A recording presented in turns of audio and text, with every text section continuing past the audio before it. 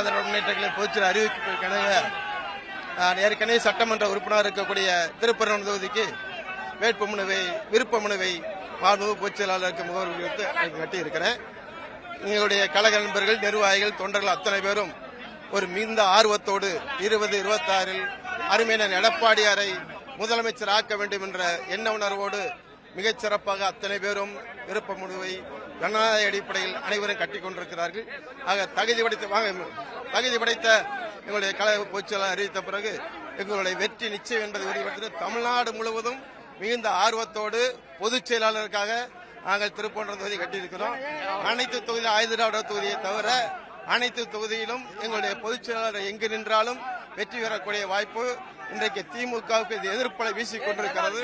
மாண்புமிகு அண்ணனுடைய பொதுச்செயலாளருடைய எழுச்சிமிகு உரையும் எழுச்சிமிகு எண்ணங்களும் நிறைவேற்றத்தக்க வகையில் அனைத்து பேரும் இன்றைக்கு அவரை வரவேற்றுக் கொண்டிருக்கிறார்கள்.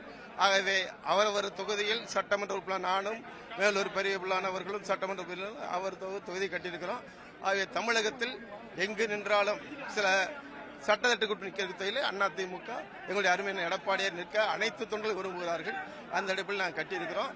எங்களை பொறுத்த வரைக்கும் நான் திருப்பரங்குன்றம், அவங்க மேலூர், கிழக்கு தொகுதியில் இருக்கிற பல்வேறு நிர்வாகிகள், வழக்கறிஞர்கள், சாதாரண தொண்டனிலிருந்து அனைத்து நிர்வாகிகளிலிருந்து அத்தனை பேரும் இதை விருப்ப மனு அளித்திருக்காங்க. அதுவே இந்த இயக்கத்திற்கு கிடைத்த மிகப்பெரிய வெற்றி.